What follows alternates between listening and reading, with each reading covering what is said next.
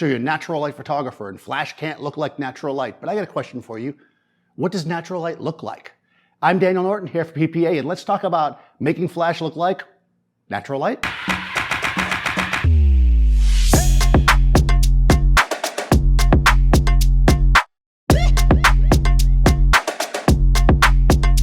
Hey there, welcome to my studio here in New York City where I have tons of natural light.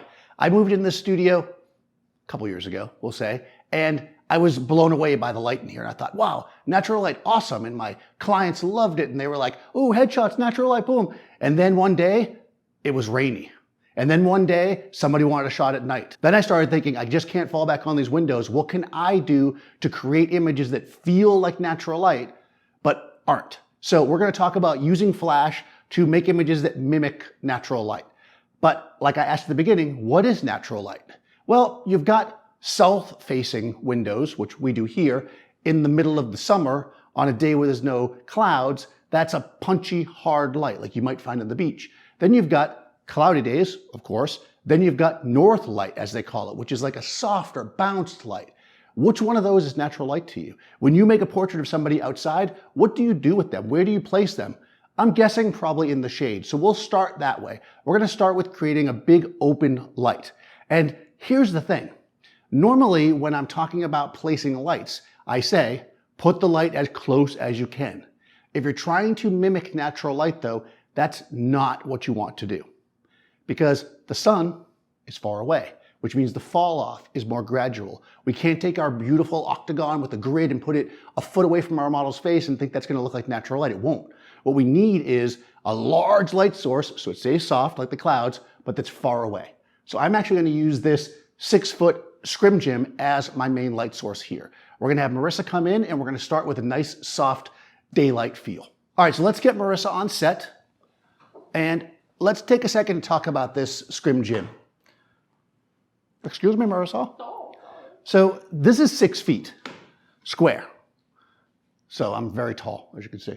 And you can get these in all different sizes. What's nice about scrim gym is that they're independent pieces, so you can actually take this 6-foot and make it into a smaller one. They have an 8-foot one. And what's nice about this, and what people use it for often, is to block the sun when you're outside shooting with that natural light. So this is a good choice for me. If I have this as my source, right, with the light hitting it, it's going to give me the similar effect that I'd get using the sun in a cloudy day. Now, I have a full stop on here. You can get quarter stop, half stop, depending on how thick you want your diffusion to be.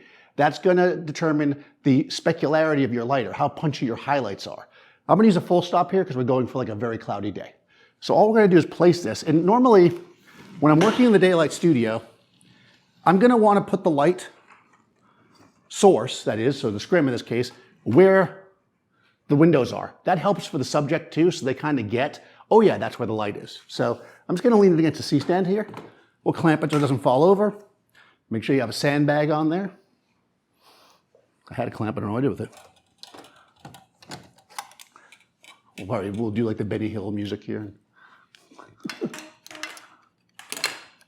right, so I've just got it on there really rough. What are we going to use for the actual light source going through there? For that, I'm going to use a Photo flash with a Magnum reflector. And we're going to use this later too. The Magnum reflector is a light that's designed, or a modifier that's designed to really give you a punchy light. It actually magnifies, maybe that's why they call it Magnum, who knows, the light. You actually get more light out of it. There's lots of these little on-camera flash things that say that. This one really does it. I don't care about power so much here, but what I want is that punchy sunlight feel. Sunlight through cloud equals natural light, right? So that's what we're going to do here.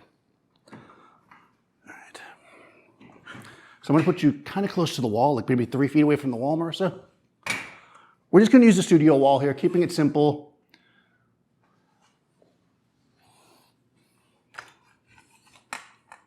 Before I put this up on a stand, I want to kind of show you how I'm going to do it. So you can see that the windows are here behind me. And when we're trying to mimic the light from the windows, we want to kind of get that feel. So I'm going to take my Magnum reflector and effectively point it at the windows, making the windows a bounce.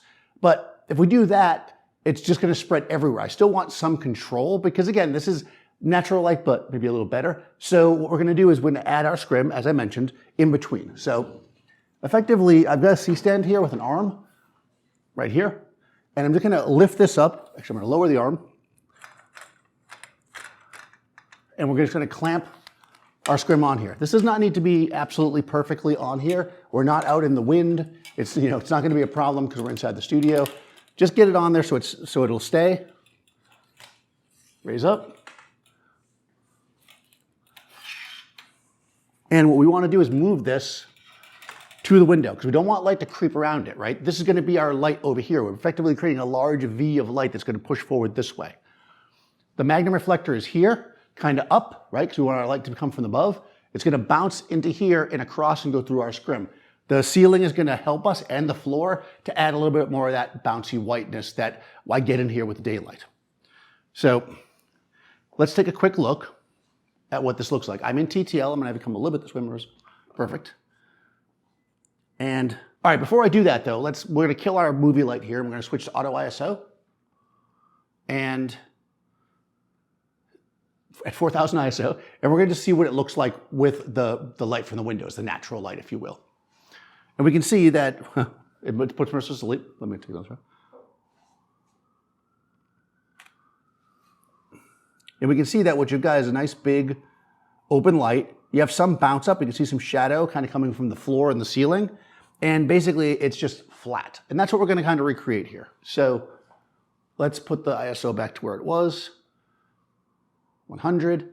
Turn the flash back on. I'm going to go to about 5.6 here for my f-stop.